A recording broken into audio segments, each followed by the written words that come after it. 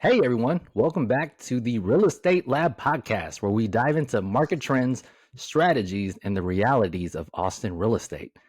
I'm JJ Tolentino, your host today with Ian and Daphne, and we're going to be chatting about the biggest shifts in the Austin real estate market.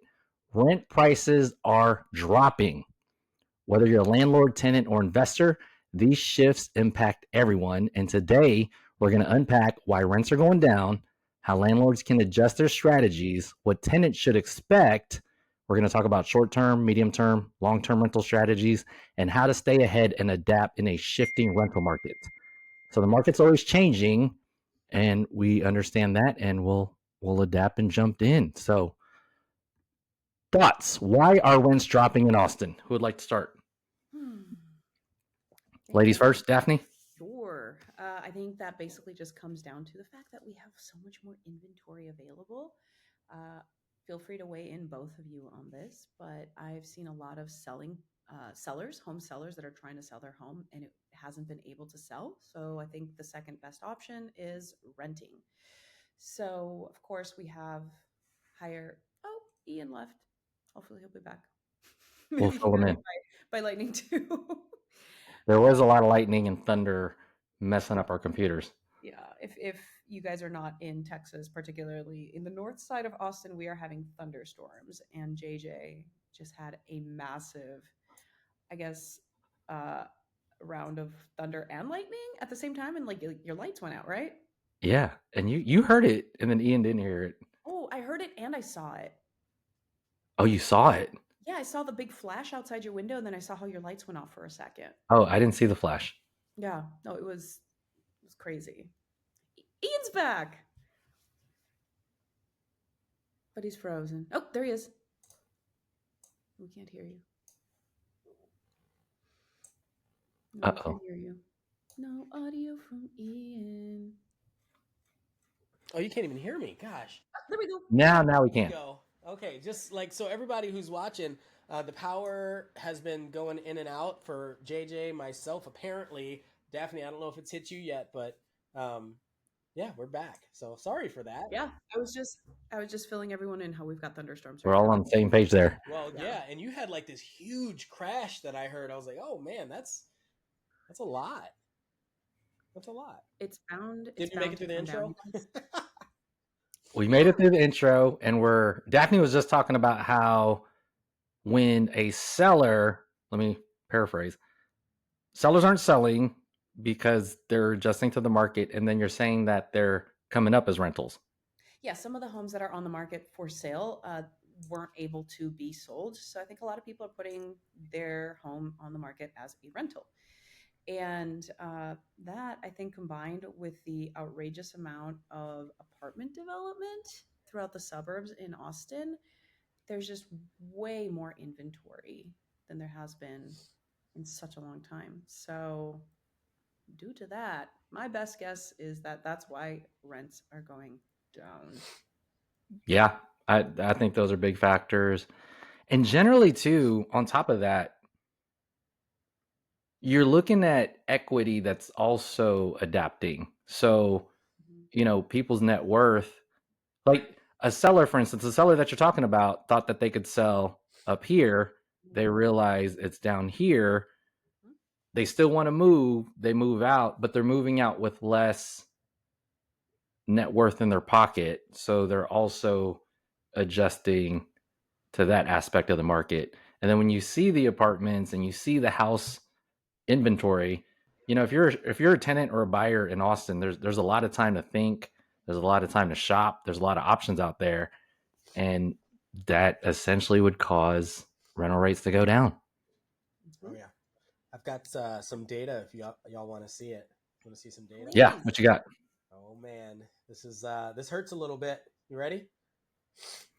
Maybe. So forgive me I for mean, sniffling. Obviously, we we were talking earlier about the allergies that Daphne and I are experiencing. I've taken a Zyrtec and everything, but okay. So this data, I put together the last essentially 5 years of rental prices per quarter. I didn't break it out by month. Maybe in the future I'll do it by month. But if you look at it, so the first year was 2020. Rents were steadily rising. 2021 is the orange. Rents were steadily rising. You look at 2022 pandemic, everything jumped. Everything just flew up there, right? And so at the peak of Q4 of 2022, we were sitting at 3,000. Now this is Austin MSA. That's a lot. That's a lot. And these are closed rent prices, not just active leases. Okay. And then fast forward to 2023 and we saw, uh-oh. And now 2024, uh-oh. It dropped in Q2, but then it started going back up, which is interesting. Why do you think it went up here in Q3 of last year and back down? I think it's exactly what y'all were saying, where people were going back to work, had these houses, were trying to sell, they couldn't sell. And so now they've got these houses that are being leased out instead. Yeah, they tried to put them through the spring market, which would fall at the start of Q2. And if they didn't sell, just like you said, Q3, summer, put them on the market for lease. Yep. Yeah, because these are closed. So it's like a lagging indicator, right? So this is what happened over the summer. Right? So for anybody watching this, this is it's really insightful, obviously, of what's happening in the Austin market. JJ? Yeah, I experienced this because I also do landlord lease listings. I love doing sellers, but just like Daphne was saying, some of these people end up leasing, which is great. It's fine. And this is these numbers actually remind me of a Northwest Austin house, 3-bed, 2-bath, I think like 2 living, 1970s, like off of Balcones, 183, and remodeled, fairly remodeled. Most of the house, like kitchen, primary bath, and he leased it sometime back at like 3,000, and we ended up leasing it in the 2000s. And watching that price drop, he was very alarmed by it, to say the least. And he's like, this is unprecedented. Like, when do rental rates go down in Austin? Yeah. You know, he's had that house for a while. I've been leasing it out to him, or leasing it out for him for some time. And it's just tough because if you're expecting 3,000 a month and then all of a sudden you're getting almost 600 less per month, that's tough. Well, and it's funny that you said that. He said his phrase was, when do lease prices go down in Austin? I think a lot of people ask that question, right? Like when, like I think they're looking for a trend. Like, when should I list my home to lease based on historic trends? And it's like, yeah, but if everybody's doing it based on this trend, are you trying to beat the trend? Are you trying to align with the trend? It's just a common question that I think people get a lot or ask a lot. Yeah. Mm-hmm. Daphne, speaking of which, do you also, go ahead. I heard JJ, you said this, and I know that I also help with lease listings. Daphne, do you help with lease listings for clients? I don't. I've been more open to it this year, but not currently. Don't do it. I'm just kidding. It's harder. It's harder because I don't handle property management, but I can help them secure a tenant. And so that gets a little challenging because a lot of people want both, especially if they're not physically here in Texas. Right. And knowing at what point to disconnect and be like, okay, I'm done. Yeah. Well, I guess I would say I have a handful of clientele that prefer to manage the properties themselves. They may or may not have a large portfolio. If you have, 1 or 2 rental homes, you might be fine with renting it out, like leasing it and just managing it yourselves. I'll help you find a tenant. And then, like maybe you don't feel like there's the necessity to pay a property management company. I'm not saying there is or isn't. I'm saying some people feel that way until they have a portfolio of maybe 5 to 10 rentals. And then they start seeking property management assistance. 100%. I think like in Texas itself, if you live in or near the city where you have rentals, it's actually very, very manageable if you have a small portfolio. So many of the landlord laws are swayed towards the landlords that it's very easy to take care of a bad tenant. So if you've got a good home, a good quality home, and charging correct market prices for your rental, you're likely not to have any issues. And you're very thorough with picking out your tenant. are very likely not to have any issues. Speaking of investors, if you have an investor, they're a landlord. Let's say they're paying for property management. They're taking this negative $600 a month. Any advice for landlord adjustments, or or even an investor that wants to be a landlord? What would you tell potential landlords and current landlords about navigating property in Austin right now? It's a really good question. Specific to right I don't have now? an answer, Ian. Specific to right now? Yeah. Um, a lot of people focus on what they see on Zillow that's active, or on realtor.com, or on different MLS portals that's active. This goes across the board: sales, rentals, it doesn't matter. But you really need to focus on what's closed and have that analysis done with a real estate agent. And the reason why is because if you look at a lot of active data, it's going to give you this false sense of security that that's what your home is worth, right? Because if you look at active data, a lot of these homes are on the market for 120 days right now, specifically right now. Yeah. And so you don't want to be pricing your home like, let's say it's 2,800 and you're like, well, there's only like 4 other homes listed for 2,800. It's like, yeah, but how many of them closed? Oh, well, you look at it because Zillow may not show this. I was actually just doing this comp with a client, and we were looking at her home. All the things that were showing like her home, similar to her home, on Zillow specifically, were off market. You couldn't even rent them. So it's not like it was actual competition, but Zillow does, like, it was really hard for people that don't know what to look for to see that. It was insane. Yeah. And I was like, okay, so wait a minute. We don't actually have any competition for this listing.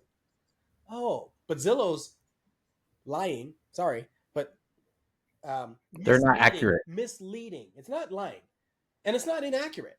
It's just misleading because it's showing this property that we have versus similar properties, but that aren't even for rent. It's an incongruency. It's really challenging. Mm-hmm. So, but another thing that we need to talk about, and JJ, this is you brought this up. I just wanted to wait to show the article.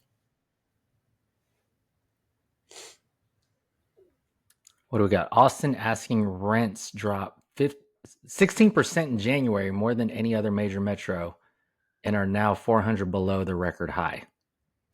That's how we kicked off 2025. Yeah. Yeah. So here's a thought. Do you think there's an opportunity? Like, do you even perceive Austin as a landlord, like an investor friendly, be a landlord city? No. Let's talk on that, Daphne. Because we were starting to talk, like, what advice do you give somebody that wants to be an investor or that is an investor? And honestly, like, I don't work with a lot of investors for this exact reason. Every now and then I get somebody that reaches out and they're like, I want to find a cash flow property in Austin. And I'm like, it's not going to happen. It's really not going to happen. And I try to set the expectation you can buy something today and wait for 5, maybe 6 years for it to cash flow. You might be breaking even, but it's more of an appreciation game, if you're lucky, than cash flow. Austin just doesn't allow for it. Yeah, I agree. And even for those that might think there's an opportunity, let's talk through it. Yeah. We know that seller prices are going down. Mm-hmm. We know that renter prices are going down. Is there an opportunity there, or is that still more of the same? But there's an opportunity there, but it depends for what, right? Yeah. Yeah, I think the people that are really, like, in the best position right now are people that are looking to buy their primary residence and potentially get into something at a good price with very little down. Or, I mean, they can do more if they want, but you can do like almost zero down in a lot of instances now because there is no competition and you don't have to show that you're putting down 30% and cover the difference in appraisal and cover your own closing costs. Like, you can get in for very little money. And builders also have a surplus and they're willing to cover so many expenses. I think, going back to the question, there's a lot of opportunity, particularly for primary home buyers. Now that we're talking about that, another element could be, we have some Yeah, I wanted to make sure that we shared this. Some guests. Because the internet went out, I lost the whole chat window. Yeah, is it Aaron? Yes. Yeah. You got the bad weather. That was bananas. Thank you. Thank you, Aaron, for that. Yes. Look. She also says new landlords that don't know what they are doing are renting at costs. I don't know what RTO impacts this too. Return to office. Oh yeah. So Return to office. Saying you have to go back into the office, and people fleeing, I'll say fleeing, like back to wherever they originally came from, if it was New York or California or Colorado or wherever, Florida. She also says, or he or she. Do we know Aaron? It's a he. Yeah. He. Rates went down in 2024 and they sold instead of rented. Landlording is hard. Let the professionals do it. Definitely. Extra sleep is worth $150 per month. Always focus on the comparative market analysis, which you could work with a realtor on. There you go. Cash flowing is really easy on investor properties. Even in Austin, you just have to know what you're doing. Yeah. Path is in the math. What's that? Specifically these two comments, right? So the 150 you will lose per month. So what Aaron's alluding to here is that if you are managing the property on your own, that's fine. Like Daphne said, if you know what you're doing or you're close or something like that, or you have experience. But if you want much less of a headache and you want a property management company to handle just collecting your rent and like maintenance calls and those sorts of things, it's going to be different based on your portfolio and the rent price, but approximately $150 a month is what you can expect on top of or for the fee for the property management company. Again, every relationship is different, but that's what he's alluding to when he's talking about this price. Also, I do, obviously, as a real estate professional, I do think that, yeah, the property management could be percentage points on total rent. So the challenge with landlording, property managing, and leasing, I do suggest professional real estate, like real estate professionals. I was joking about taking lease listings earlier because I felt like I've taken a lot more these days. Obviously, we're talking about the flow of the market too, and it's tough, like to adjust to the lesser demand, figuring out what the rental rate is. You have tenants. It's just like being a seller listing agent. You have demand that has a lot of options. They're looking around. You got to figure out how to get them involved. Not to mention making sure they do a background check and all that stuff too. Yep, and they are who they say they are. Application processes. Yeah. Renters are a lot that they're super flaky, super flaky. I want to say that the average renter's age in Austin right now has dropped, which decreases the amount of people with larger families in the Austin, Texas area, because it's a younger city. Yeah. Right. And so we also have a lot of apartment complexes going up, which is extremely relevant. Hold on, a truck is pulling out front. That's okay. Let it pull. I'm just kidding. Oh, like you don't know who it is? Oh man. Aaron says, JJ, what I do is take a CMA and I list at the lower part of the CMA. Never had a problem renting a house. JJ, fill us in. What happened? It's a fire truck. They just parked out front of my house. I heard. Let me look outside. It had to be like lightning struck in front of your house. Take video. Okay. Right. Next, KVU News will be at JJ's house in a moment. Oh my gosh. Could you imagine? I hope not. Maybe it hit like an electrical box or something. Yeah. Yeah. It sounded like an explosion. They're bringing a hose into my next door neighbor's house. Do you need to go see? Dude. I feel like I should. Bring a camera. Bring your phone. Okay. So the next topic is, how does this affect tenants? Okay. We're going to hold it down. Go get the gossip for us. I really want to know. Oh my goodness. That is so, gosh, I hope they're okay. Yeah, I hope so. And this, you know what?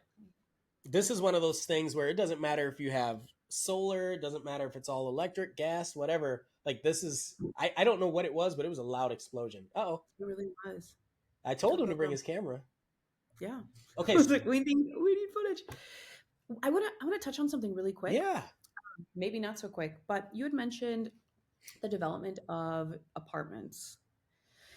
And I live like in North Central Austin, and I have some property like in Pflugerville, Northeast Austin. So I've spent a decent amount of time there, and there are big patches of land. And tell me if this is true where you are also. But there's been really big patches of land, fields, I would say, where you start seeing development, and then there are always these massive apartment complexes, and there's literally thousands of units. I think it looks like thousands of units, maybe hundreds, in each of these developments. And I just cannot imagine they are at full occupancy. Can you hear me okay? I'm having a hard time hearing you, but I'm trying to adjust my sound to um, so I can hear you. So I can hear you better. I don't know Yeah. that that's the case for anybody else, but for me. And then It is. the software that we're using will adjust your audio pretty well. Okay. Um, yeah, so seeing all these apartment developments with such a vast amount of actual apartments in them, it's absolutely unreal, and it's kind of not kind of very annoying because you see all these apartments, but then there's like nothing to do around them. Are you seeing that over where you are? I'm seeing this everywhere in the area. Right? So Aaron says, Daphne, they did this around Lake Pflugerville, and Mm-hmm. that's a perfect example of one of those areas where there's so much growth in the moment. Like we watch cranes essentially, like we're people developing, and there are a Mm-hmm. lot of these large complexes, apartment complexes all over. So Yeah. I think the question becomes, who are the people that are renting these, right? Mm. And if the demand is actually there. I don't know if the demand is there yet. This might be foreshadowing, right? So like the Taylor plant, for example, for Samsung isn't open yet, and that would be a perfect Um, place. Yeah, what's up?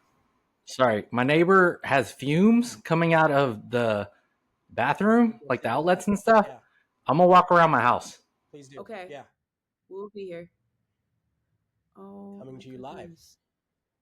This is wild. That's the thing. It's like it gets really hot here in the summer, and we don't usually have mm, crippling weather conditions aside from just being really hot. Yeah, But every now and then we get some freak thing like this. We'll have a freeze, or a couple years ago there was a tornado that touched down in Round Rock. It was like in one small neighborhood, and poor JJ's neighbor's house got probably hit by lightning or something. I. So this was actually one of the reasons why I chose Austin as an area. I figured it was incubated from a lot of these weather patterns. Hmm. Turns out, no, I'm just kidding. I mean, there are a few. There, There are a few here and there, but like you said, it's not often. So it's I really wanted to. not, but we'll just yeah, we'll get like some wild card from time to time. All Here, right, what's Aaron saying? Oh, he can hear me okay. It's completely. The problem is, I feel like that is a completely different market. What? Which? What's a completely different market? the people that are renting these larger in these larger complexes versus a single Mm, family home renter. okay, yeah, I think that's a valid statement.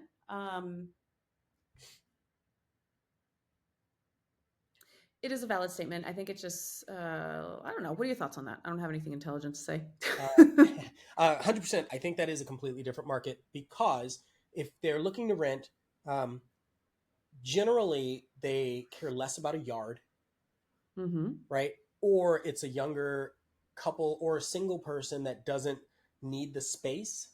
And I'm not Yeah. saying that you don't get the same kind of space in an apartment. I think it's a different mindset Yeah. at the time that you're looking to rent, right? Some people want Yeah. flexibility. I know I have some clients that I'm working with now, and they're considering buying because there's some insane deals, especially when it Yeah. comes to new construction.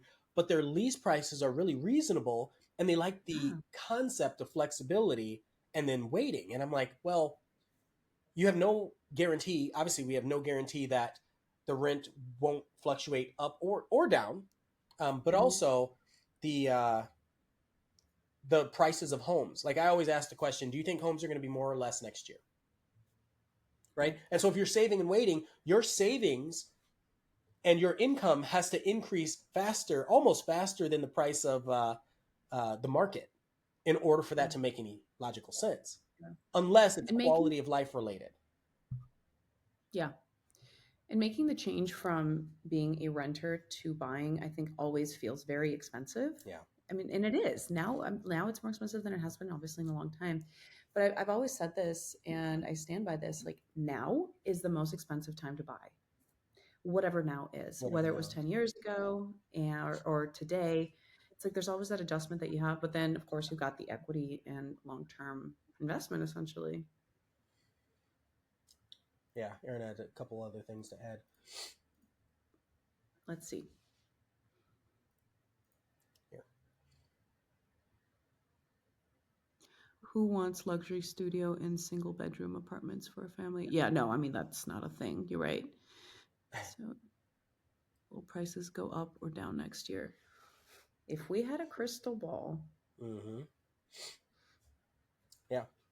But that's just it. Like, how many people are trying to wait and trying to plan?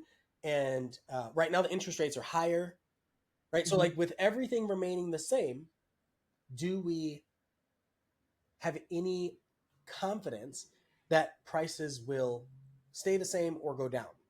In my opinion, I don't think so. Like looking at the trend, looking at people still moving here. Sure, there was a blip, but it was short lived Mm-hmm. in the grand scheme of things, right? As far as And how many people have had homes that they bought in the last couple of years that they didn't have to sell?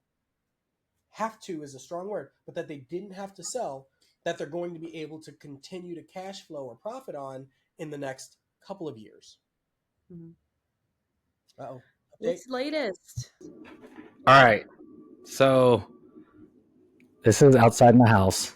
You can't really see it. There's a glare. Oh, I see it. There's 2 fire trucks. My neighbors are in my house, in my garage, because so we think that lightning hit like one of the ventilation poles, and it's like scorched like on the ceiling, and then it Perfect. came in and started fuming into the bathroom, Oh my goodness. like the smoke. So what you saw, Daphne, when you saw the flash behind, I think that was like lightning hitting next door. That's wild. Like literally my computer shook when that happened. Yeah, my skin was crawling for like a minute. Yeah. You looked super shocked with like a human shock, not just like, wow, what a surprise. Yeah, it was just like Adrenaline. vibrating within. Yeah. Okay, so I think my house is okay because it's isolated, right? Like Yeah. if one house gets hit, it doesn't. Yeah, I mean, it doesn't go and hit all the houses. Do you have Not a like, hey, JJ personal question? Do you have a surge protector on your home? Yeah, that was another thing. When I was going around, the lights weren't working because well, I don't know exactly what I have, but the breakers and stuff. So for anybody that's listening, watching, if you have a newer home, you'll want to, or if you're looking into purchasing a newer construction home, you'll want to check that they have a surge protector at the breaker box. That's the first thing. If you have been in a home for a while or you're buying an older home, you absolutely want to have a conversation about that for situations like this. Now, if you don't care and you want to take the risk, fine. But we had one installed late last year, or no. Gosh, man, it's almost 2 years at this point, about 2 years ago. And stuff like this, that's what it protects against, right? Just like the home, just like the surge protector in your home for your TV or for your computers. As the surge comes through, it'll shut it off, and hopefully your products don't get damaged. And kind of the same thing with the home. You don't want all your major appliances to get damaged and have to deal with insurance companies or home warranties or any of that.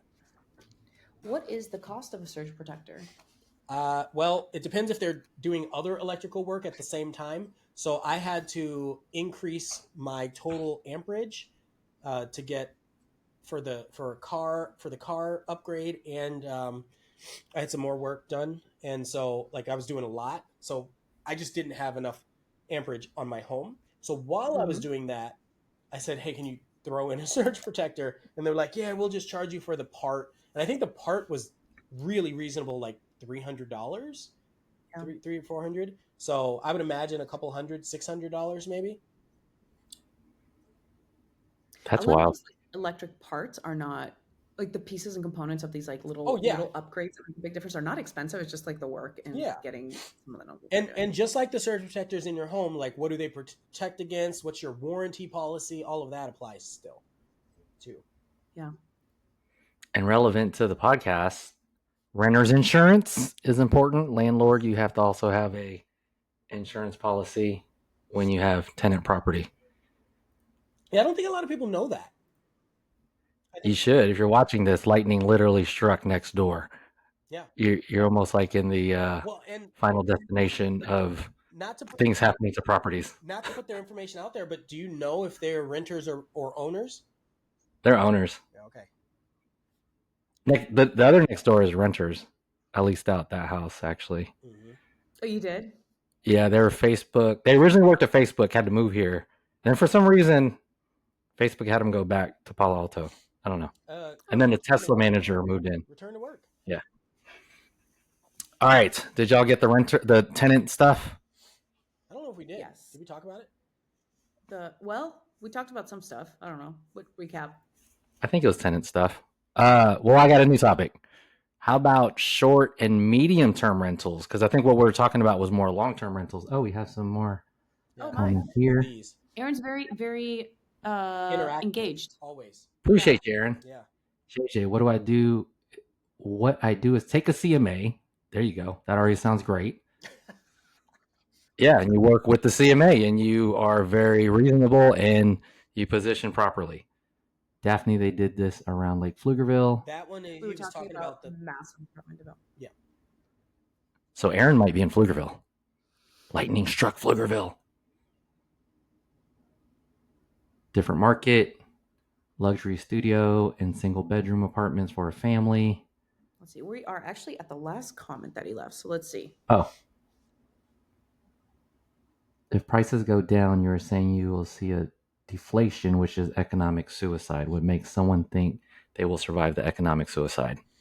Like, what will make someone think that if they're renting a place, that it's not going to impact them? Like, their rents won't be adjusted the next year or the following year, or that the landlord won't have to sell the house. Like, what makes them think that? Right? Because if you own the house, as long as you can maintain your mortgage payment and the job, you should be good.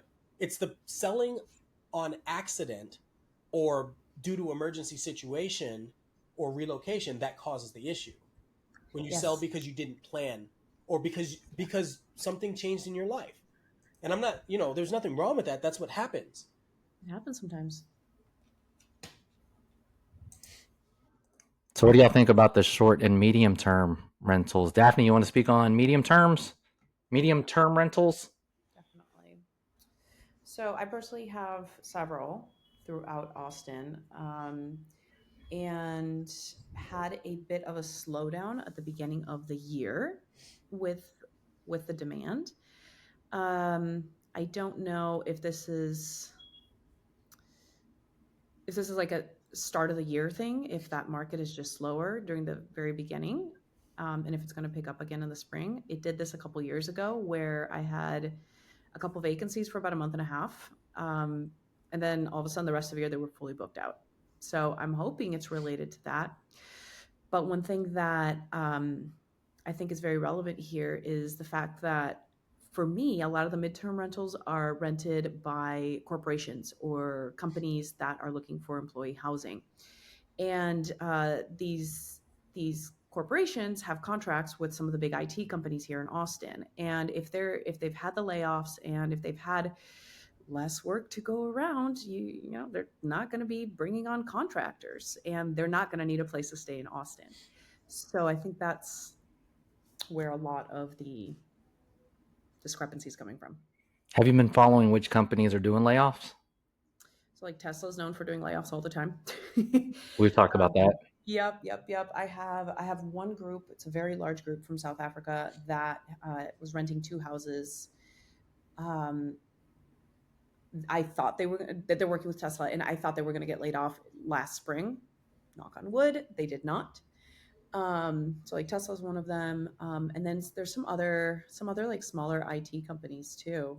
They're just spending less money on labor and trying to bring in less high quality employees instead of just bringing a bunch of people in. That they're cutting a lot of fat, basically. So then those people, where do they go? They go back? Yeah, because if they're staying here temporarily, they'll go back to their home wherever that may be. Oh, Mm-hmm. that's less transactional activity down here.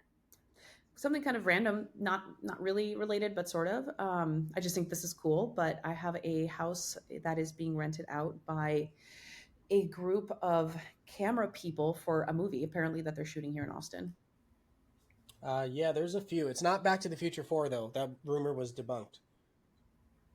Do you know what movie they are?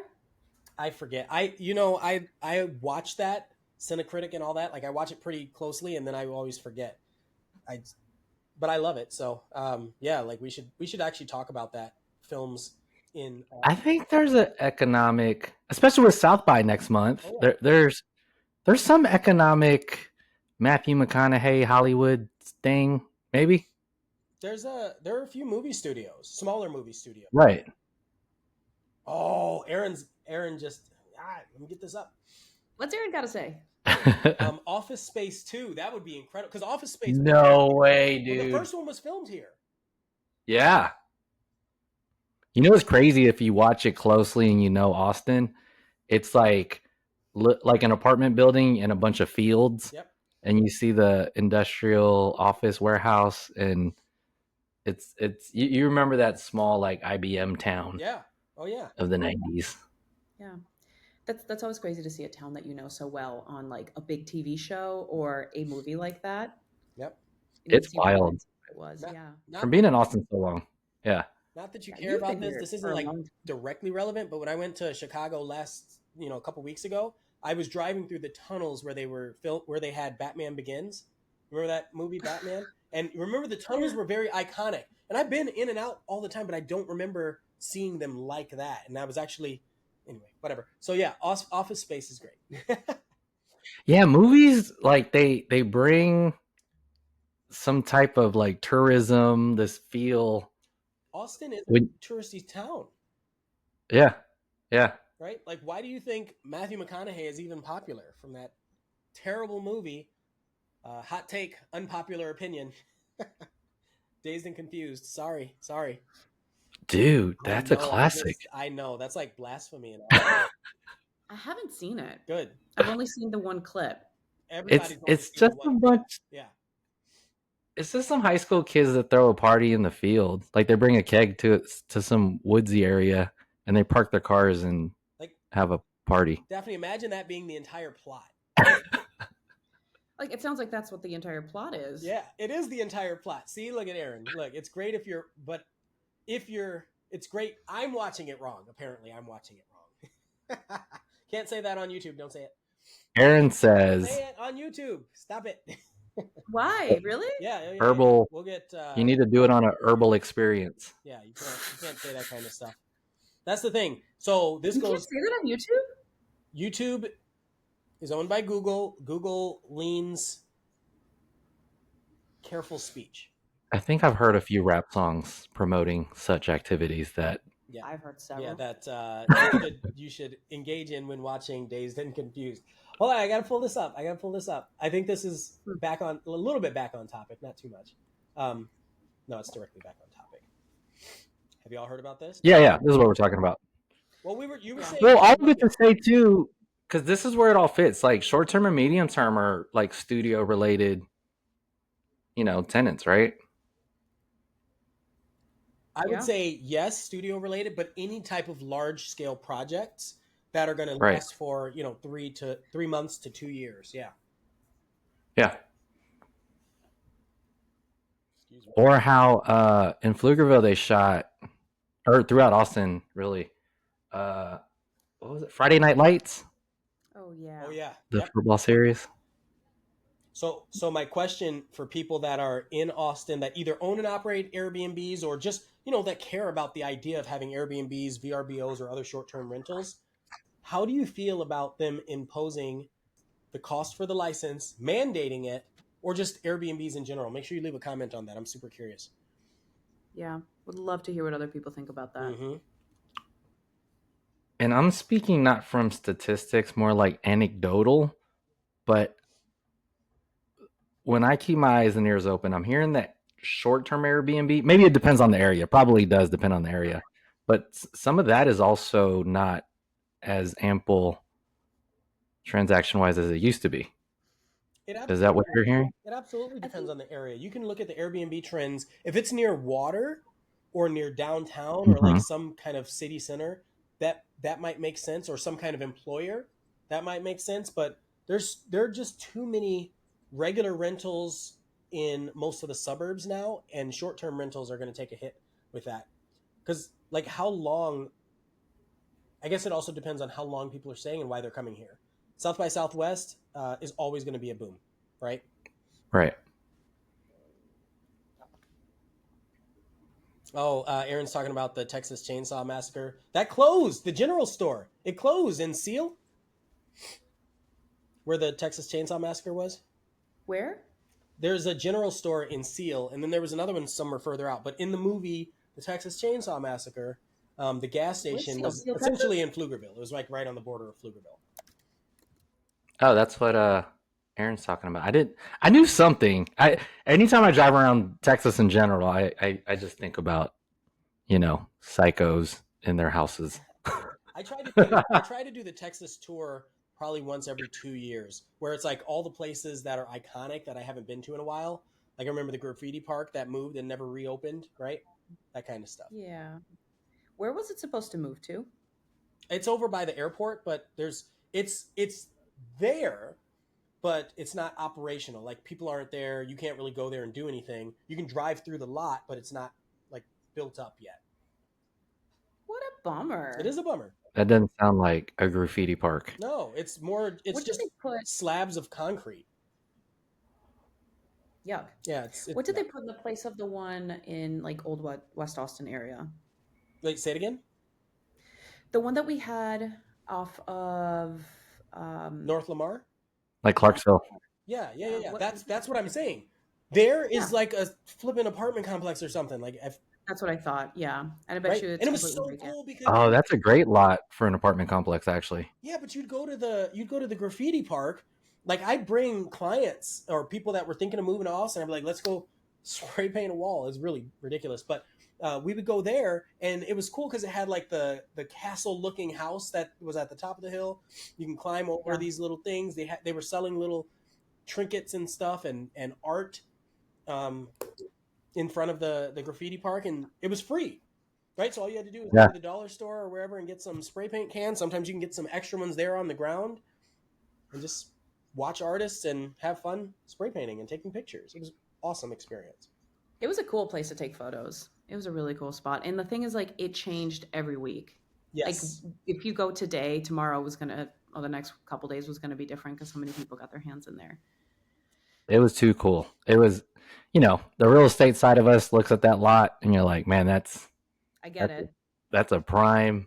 It was prime. Just the views and everything. It was beautiful. Yeah. Yeah. No, it was cool. And like, you could climb up to like certain spots and like, yeah, just like you said, see really cool things. And Walking. You're essentially overlooking downtown. Like that was a Dude, it was walking was a distance viewpoint. to Whole Foods and Whole Borders Foods. and what's the record store right there?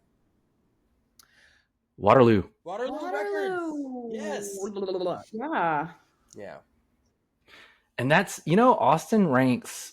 I've seen it at the top. If you look at apartment, is this one of those? Others were short-term rentals, Yeah, but apartment complex development, it's like one of the top in the country in the past few years in regards to development and permits. And they also do Airbnbs. Some of these apartments, when they struggle, have you noticed that? Yes. When they struggle with rentals, they'll like furnish something and do a short term. Yeah. Yeah. I mean, they could do short term. They can switch, like condos switch to or apartments can switch to condos. You've got people that will do corporate leases or medium term leases, all sorts of changes. Yep. We saw a couple of What is that map? Is that all These Airbnbs? are Airbnbs. Yeah. Shut up. Yeah. Those got to be apartment complexes. No. No, we have a lot. Like when you look downtown, this is great. It's the addresses and everything. I mean, Austin's pretty hot, but is it that hot? But these are active, right? So that doesn't mean they're all being leased out or anything like that. I've got a link to this on my website too, because this is the kind of stuff that it's cool to see. Does it give you an Does idea? it say that it's like too much inventory? No. So that okay. So what that is it's a custom Google Map API built uh, like aggregate of short-term rentals. Like it's not like if you could have software like AirDNA, for example, that will tell you about how to find what existing ones are, what existing Airbnb and other short-term rentals are. But this is just somebody created the map and he was like, "This is cool. You should know this." Very much in the culture of Austin. So I got approached actually this past week from they were Airbnb a duplex. Each side was a 2-bedroom, 1 bath, and it's in Windsor Park, which is east side Austin, north of Mueller. Yeah, Mueller is a anchor of a lot of things. various things, a city center of sorts. Live, work, play area. Yep. North of there, like a 1960s, 70s residential neighborhood, this duplex was Airbnb. Uh, young, mature couple.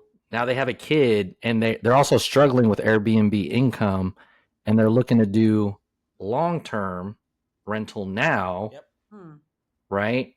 And for people in that situation, what's your thoughts if you're a owner, a landlord, a Airbnb owner on holding that Austin property? Well, a couple things to consider, right? Like, I'd be curious when they bought it and how much equity they have in it. Right. Because Let's say they bought it like 2021 or something. are they upside down? I don't I mean, know. they would be, right? Like in that example, let's say they did buy it in 2021, they would be upside down. And Oh, and it's then you like, can't. You're kind of jammed. you're super screwed. Like, that's a really bad position to be in. Right. Yeah. Because Like, can you even afford to sell it? Is like the first question. If you're lucky, you'll break even. I mean, it comes down. That's kind of a niche. It's a very nuanced question because it comes down to the numbers, like anything and everything else. So let's say you break even. Would you hold, or would you find a better price to rent ratio, like sales price to rent ratio? The problem with that question is there are fees associated with swapping properties. It could be capital A lot of fees. gains related. It could be, Mm-hmm. it could just be just standard real estate fees, transaction fees. Yep. It would affect your property tax rate. Your appraisal value in your future property because you're no longer able to homestead. Well, you probably wouldn't have a homestead on that property anyway. Yeah. If you're doing things right. Yeah. Right. You'd actually be forced to 1031 exchange. Yeah. Instead of cash out. Yeah, Depending on, but the appraised value of the property is still going to be different. Of whatever the new property you purchased is going to be different, right? And so now you're being assessed at that value. So I don't think it makes a lot of sense unless you're not gaining any equity or you have like if you had a really good opportunity, a really good deal, maybe, or if you needed to move into a new property and you had to let this one go because you just can't do it financially, I get it. But overall, I'm with Aaron. I'll share it here. I don't think it makes sense to sell, and I tell that to people all the time. I just don't. Yeah, I do too. Right here, Aaron says he's a permable on the Texas Triangle. I want to never sell. Yeah, I mean that's ideal. I think that's definitely ideal. I think in real life, some people got to cash out, or some people can't have that deep pocket to hold, depending on the situation, right? Yeah, it depends on the situation. So, like this with the Airbnbs, I don't know that a lot of people understand. I know you mentioned the insurance policy before, but like you have to have $1 million liability insurance policy minimum. What kind of stuff happens at an Airbnb to have that type of insurance policy? Oh my gosh, what happened? I mean, fire, Yeah, right? Like it could be anything. Oh, you know what? fire's enough, probably. Remember when we had the insurance guy come on and he started talking about trampolines in the backyard? Oh yeah, he's insurance. It's like watching an insurance commercial talking to the Oh, I insurance know, guys. I know, I know. But if there's a trampoline in the backyard and some neighbor kid, comes over to your tenant's house and they fall and hurt themselves, now your insurance might not cover it, and it could be hundreds of thousands, if not millions of dollars in a lawsuit. And so he was saying not only do you get the coverage mandate, like the minimum coverage, but you also need to have it in some kind of protective uh, scenario, like corporation or LLC or something that's protecting you and your assets. Like he gave some good information. So this vote happens on February 27th. And obviously, everybody knows Austin's a capital city. If you want to have an opportunity to vote on these types of things, you can go there and see and listen and participate in these conversations. It's not like Speaking of, or Dallas or whatever, right? yeah, another economic factor, minimal, but it's something. Every other year is session where the legislators come in and they have to find medium-term rentals for 6 months to a year to legislate. So, and session's going on right now, Yeah, January to June. yeah. This is another one that you tell me what you think about this. Have you experienced this? I guess is the question right here. I've seen this mostly just driving by these apartment developments. They'll say that they've got free rent, that they've got, whatever for the first month, for the first 2 months, whatever. But I have seen this just kind of at a distance. Have you seen Yeah. this in single family rentals? No. I mean, essentially, it's a price drop. It's just, it sounds better, right? Like you go back to the 3,000 and then the 600 a month, the negative 600 a month. That's already like a month's worth, you know? Well, kind of going back to what Aaron said, though, that's a very different market. The tenant, the renter, the apartment renter that's going to be interested in getting a free month's rent, and like that's going to be the selling point for them, is in a completely different place in their life with very different priorities than the person Right. who's to want to rent this house. You don't, I have not, you guys might have, but I have never seen a single family home will say Yeah. like, give you a free month's rent. No, that doesn't happen. Yeah. Yeah. But yeah, like upfront cash, that perspective, yeah, definitely it sounds cooler and you don't pay for a couple months. But in the end, that landlord over that year's period has, got negative yearly rental income to adapt to the lowering rental rates. I will say I've done a couple things when I'm helping secure a tenant, like maybe adding in appliances that weren't there, maybe even purchasing appliances Mm-hmm. to attach them with the rent, like the refrigerator or the washer and dryer.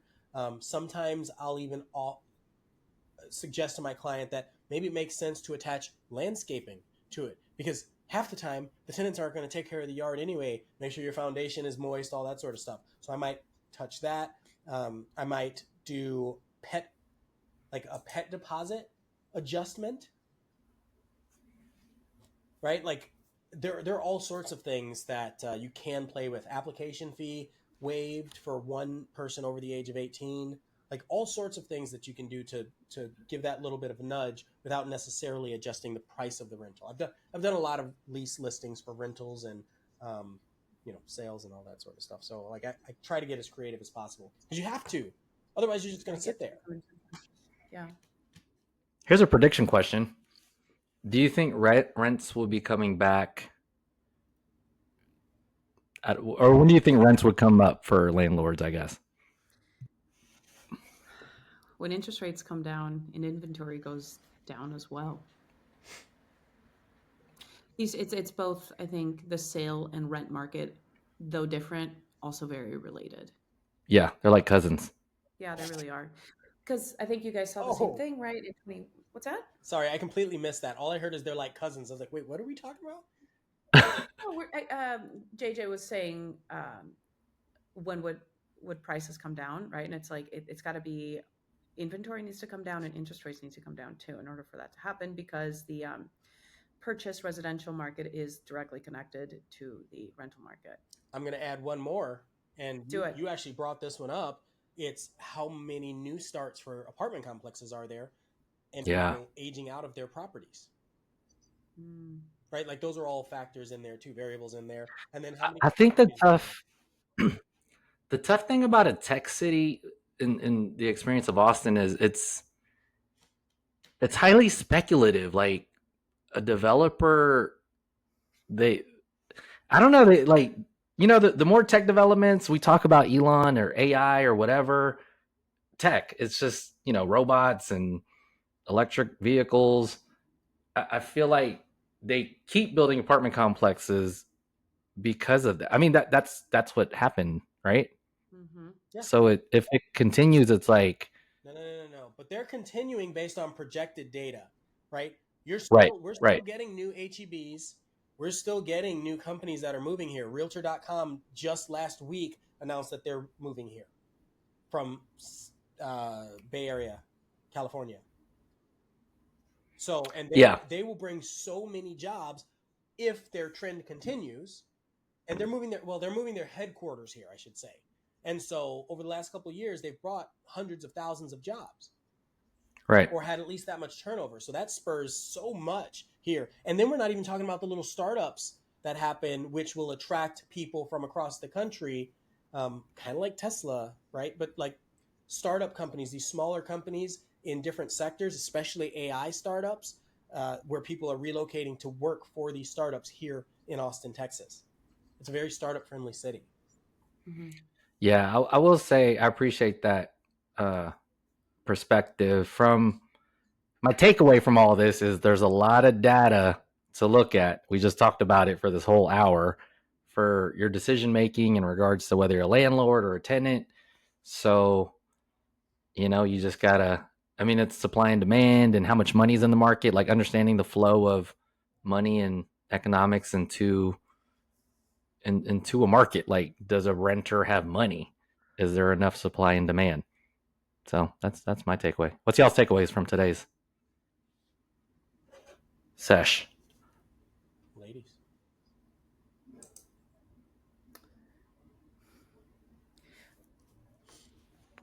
I'm thinking Austin in general, our residential like home purchase market is starting to have a comeback from kind of flatlining the second half of 2024. Uh, we will see what happens. Like I said, they are connected, so we're going to see, I think, more this spring what we can anticipate to have happen because I think the spring markets, both for purchase and rent, are very indicative of the rest of the year and where our economy is. So our takeaways, right? Like I don't think there's necessarily too much less demand. I think there's just a lot of inventory and it's hard to compete. Yeah. What you got, Ian? You want to close us out? Yeah, I think we have an interesting year ahead of us. I feel like the home purchases are going to increase, and not even are going to. Sales have increased over the last 2 months, right? The velocity of sales. So I'm not worried about closings happening. I'm worried about exactly what Daphne said, which is how many new starts and vacancy opportunities or vacancies are happening for apartments specifically, right? Mm-hmm. Because there are always people Right. that are talking about wanting to buy a house. I don't hear people excited to say I can't wait to rent my next place, Mm-hmm. Or right? if they do, they don't fully understand the nuance and spectrum of, Or that. yeah, Yeah. yeah, yeah, It's more like, oh, well, I'm going to go do this thing, and then rent is a byproduct of whatever that thing is, right? Where yeah. housing is like, that's actually a goal. Renting an Mm-hmm. apartment is not a goal Definitely. for people. It's Yeah. for some people, but it's not like a traditional long term life altering goal, is how I'll say it. Right. So I think Austin is a very hope-filled city, and people really want to be in the mix, do a lot of things, be part of a lot of things. And with that, I don't know how apartments and houses come into play, but I think, yeah, I think it's going to be interesting, to say the least. Numbers come out real soon. I know. So Daphne, I know you'll put that on your YouTube channel. I'll put it out on my YouTube channel, like what the market numbers are for January of 2025. Yeah. Those numbers are always interesting. It's always frustrating to me, though, that they come out so much later. Yep. Like we just did a video about a market update like last week. Yep. We're February, early part of February, and we're still talking about December of 2024 because that's all we've got. You know, it's like, it's rough. Anyway, whatever. I feel like AI has it somewhere, but we don't get it fast enough. Yeah. All right. Well, we appreciate y'all tuning in and chatting with us about Austin's rental market and shifting. We hope you go out there and adapt properly. Adapt property? Properly. No, Adapt property properly. Really bad pun. I know. Adopt some property. Very Property cool. properly. See y'all. I like that. Bye-bye. Bye.